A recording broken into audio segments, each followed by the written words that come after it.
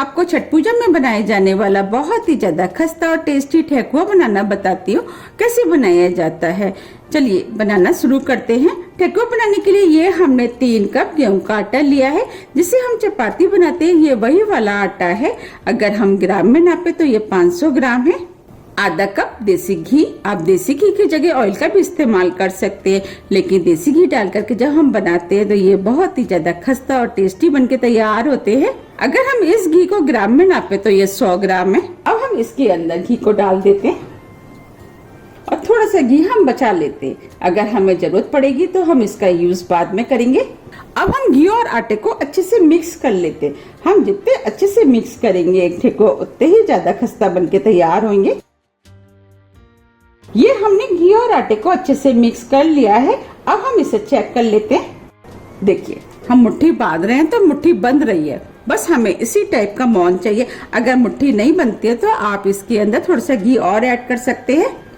ये 1 table spoon करीब घी बच गया है। अब हम इसका यूज नहीं करेंगे। इनको और भी ज्यादा टेस्टी बनाने के लिए ये हमने आधी टीस्पून सौंफ लिया, वो डाल देते हैं। ठेकुआ में खुशबू अच्छी आए इसके लिए हमने 4 से 5 छोटी इलायची ली है, वो भी डाल देते हैं। ये हमने 3/4 कप चीनी ली है। अगर हम ग्राम में नापे तो ये 150 ग्राम है। चीनी आप अपने टेस्ट के अनुसार थोड़ी सी कम भी कर सकते हैं। आप इससे ज्यादा चीनी का यूज ना करें। अगर हम ज्यादा चीनी का यूज करेंगे तो जब हम इनको फ्राई करेंगे तो ये टूट सकते हैं। अब हम सभी चीजों को अच्छे से मिक्स कर लेते हैं। अब हम इसके अंदर आधा कप नारियल का बुरादा डाल देते हैं। आप चाहें तो नारियल को कद्दूकस करके भी डाल सकते हैं। अब हम सभी चीजों को अच्छे से मिक्स कर लेते हैं। और आप चाहें तो इसके अंदर काजू, बादाम, पिस्ते का भी यूज कर सकते हैं। नारियल आप अपने टेस्ट के अनुसार थोड़ा सा कम या ज्यादा भी कर सकते हैं। ये हमने सभी चीजों को अच्छे से मिक्स कर लिया है। आप चाहें तो इसके अंदर 1 चुटकी नमक का भी इस्तेमाल कर सकते हैं। ये हमने दूध लिया है, ये नॉर्मल टेम्परेचर पर है। अब हम इसके अंदर थोड़ा थोड़ा दूध डालते जाएंगे और डो बनाते जाएंगे। इसका डो हमें सख्त बनाना है। आप दूध की जगह पानी का भी इस्तेमाल कर सकते हैं। अब हम इसके अंदर थोड़ा सा दूध और डाल देते हैं। बट डो बनाते समय हमें एक चीज का ध्यान रखना है, डो हम जितना ज्यादा सख्त बनाएंगे ठेकुआ उतने ही ज्यादा खस्ता बनके तैयार होंगे।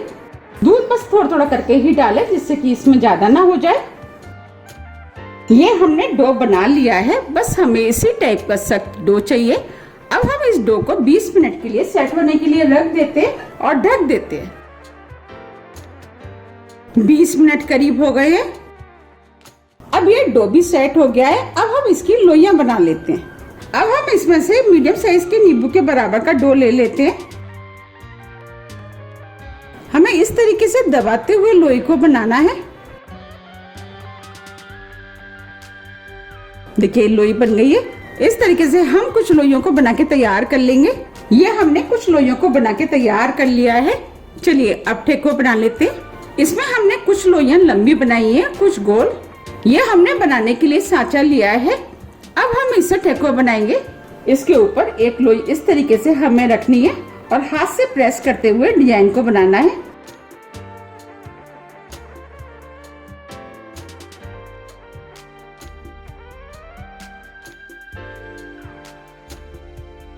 देखिए कितनी बढ़िया डिजाइन बनके तैयार हुई है।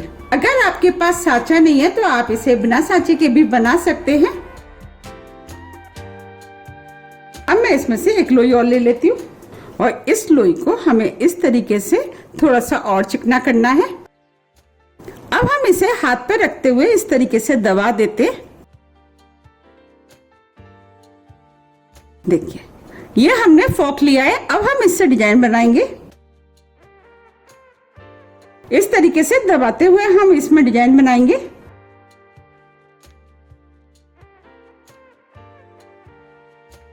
देखिए कितनी बढ़िया डिजाइन बनी है।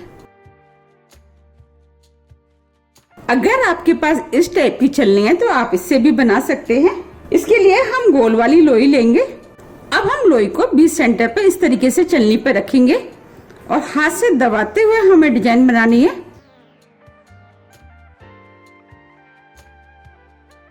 देखिए कितनी बढ़िया डिजाइन बनके तैयार हुई है। अब मैं आपको दूसरी डिजाइन का बनाना बताती हूँ।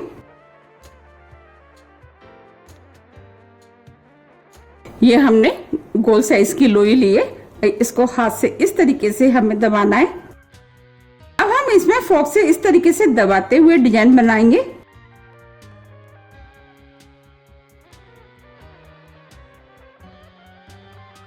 देखिए कितनी बढ़िया डिजाइन बनी है। आपको जो भी तरीका पसंद आता है उस तरीके से डिजाइन बना सकते हैं। आप देख पा रहे कितनी बढ़िया डिजाइन बनी है। इस तरीके से हम सभी ठेकों को बना के तैयार कर लेंगे। ये हमने सभी बना के तैयार कर लिए। अब हम इनको फ्राई कर लेते हैं। ठेकों को फ्राई करने के लिए हमने कढ़ाई में ऑयल गर्म करने के लिए रख दिया है। अब हम ऑयल को गर्म होने देते हैं। हमें इनको फ्राई करने के लिए हल्का गर्म ऑयल चाहिए। अब हम ऑयल को चेक कर लेते हैं। ऑयल को चेक करने के लिए अब हम थोड़ा सा इसमें डो डालेंगे। देखिए डो के आसपास हल्के हल्के बबल्स आ रहे हैं, इसका मतलब ऑयल गर्म हो गया है। बस हमें इतना ही गर्म ऑयल चाहिए। अब हम इनको कढ़ाई में डाल देते हैं। जितने आएंगे हम उतने कढ़ाई में डालेंगे।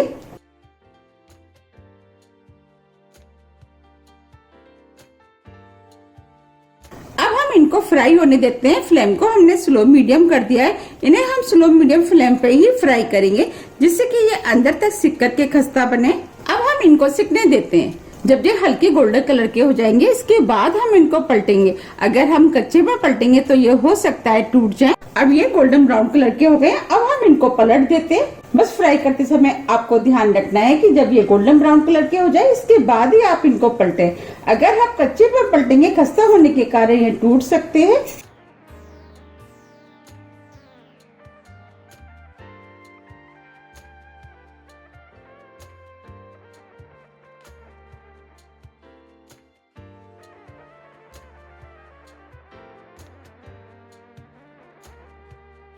अब हम इनको दूसरी तरफ से भी फ्राई होने देते हैं। ये दोनों तरफ से फ्राई हो गए। अब हम इनको निकाल लेते हैं।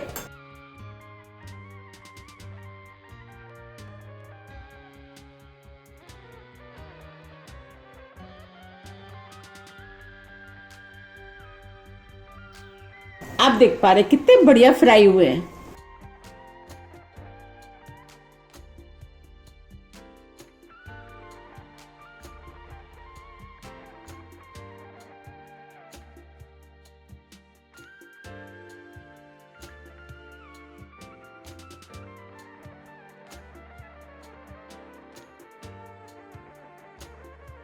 आप देख पा रहे कितने बढ़िया फ्राई हुए हैं और ऊपर से क्रैक हो गए। इसका मतलब ये बहुत ही ज्यादा खस्ता बनके तैयार हुए हैं। इस तरीके से हम सभी फ्राई कर लेंगे। ये हमने सभी ठेकुए बना के तैयार कर लिए। आप देख पा रहे कितने बढ़िया बनके तैयार हुए हैं। अब मैं आपको पास से भी दिखा देती हूँ।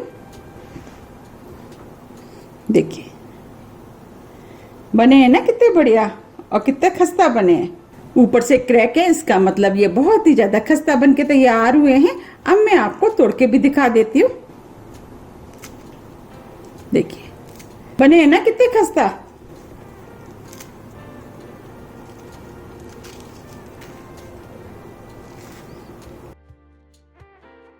अभी ये थोड़े से गर्म है, ये ठंडे होने के बाद और भी ज्यादा खस्ता हो जाएंगे। अभी इनको बनाइए, खाइए, फिर मुझे कमेंट्स करके जरूर बताइए कि आपको ये कैसे लगे।